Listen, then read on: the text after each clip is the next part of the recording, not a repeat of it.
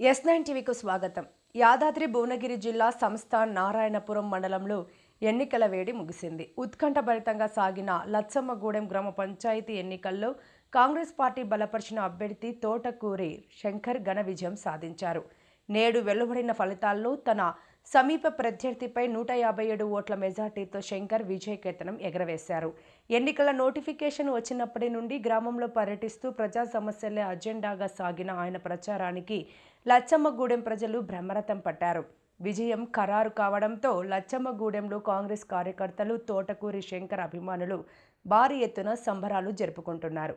బాణాసంచా కాలుస్తూ మిఠాయిలు పంచుకుంటూ విజయానందంలో మునిగిపోయారు.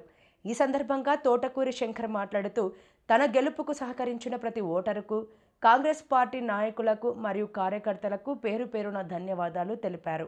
గ్రామాభివృద్ధి తన లక్ష్యమని ఆయన ఈ సందర్భంగా స్పష్టం చేశారు.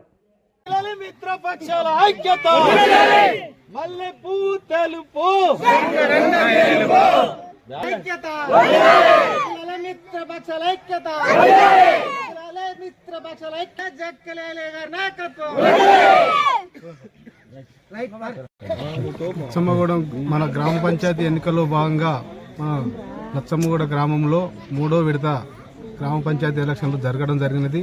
అందులో భాగంగా ఈరోజు చాలా మంది అంతా బయటికి హైదరాబాద్కి వెళ్ళి వచ్చి చాలా వరకు మనకు ఓట్లు వేసి నన్ను విజయవంతం చేసినందుకు వాళ్ళందరికీ నేను శిరసాభివందనాలు తెలియజేసుకుంటున్నాను. అదేవిధంగా లచ్చమ్మగూడెంలోని ప్రజలందరికీ నేను ఎల్లవేళలా సేవకుడిగా పనిచేస్తానని, నేను నాయకుడిని కాదని, ఏదేమైనా అందరినీ కలుపుకొని కలుపుకట్టుగా తిరుగుతానని లచ్చమ్మగూడెం గ్రామదేవతల సాక్షిగా నేను ఈరోజు మీకు అందరికి చెప్పడం జరుగుతున్నది. ఏంటంటే మన ఊర్లో ఒకటే ఫస్ట్ కోతుల విడత చాలా ఉన్నది. దాన్ని మొట్టమొదటిసారిగా దాన్ని ఫస్ట్ సైన్ దాన్ని పెడతారనేసి నేను మీకు అందరి ముఖంగా నేను చెప్పడం జరుగుతున్నది.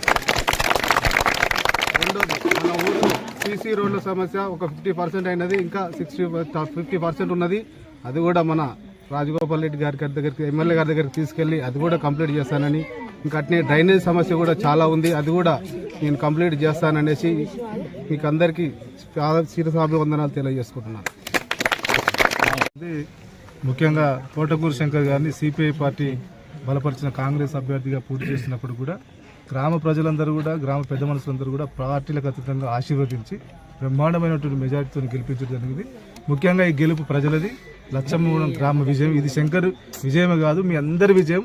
ముఖ్యంగా ఈ గ్రామ ప్రజలందరి, పెద్ద మనుషులు, ఆడపడుచులు, యువకులు, మీ అందరి విజయంగా ఇది భావిస్తున్నాం. ముఖ్యంగా గతంలో నేను సర్పంచ్గా చేసినప్పుడు ప్రజలు ఏ రకంగా ఆదరించారో, నేను కూడా దాదాపు 300 చిల్ల మెజార్టీతో గెలిచిన. అదే రకమైనటువంటి మద్దతు ప్రజల నుంచి వచ్చింది కాబట్టి ప్రజల నుంచి వచ్చిన నాయకుడిని ఎవరూ ఓడించలేరని మరొకసారి లచ్చమ్మగూడెం ప్రజలు రుజువు చేసినందుకు వారికి మనస్ఫూర్తిగా ధన్యవాదాలు తెలియజేస్తాము.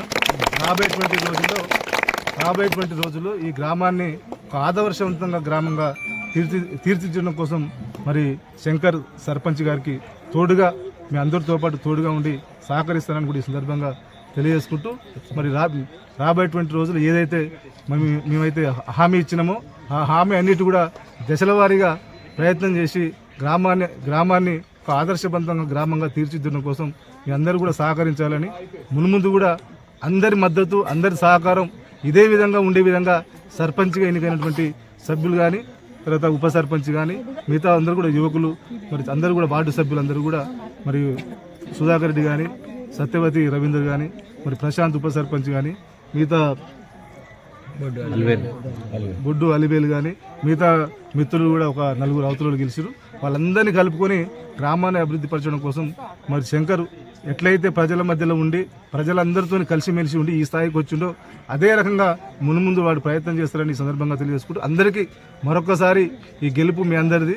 మీరందరూ కూడా నిండు మనసుతో రాత్రి ఆశీర్వదించిన చూసి ఖచ్చితంగా నేను ఆ రోజు మరి 3 రోజుల క్రితం చెప్పిన 150 నుంచి 200 మెజార్టీతో గెలుస్తానని.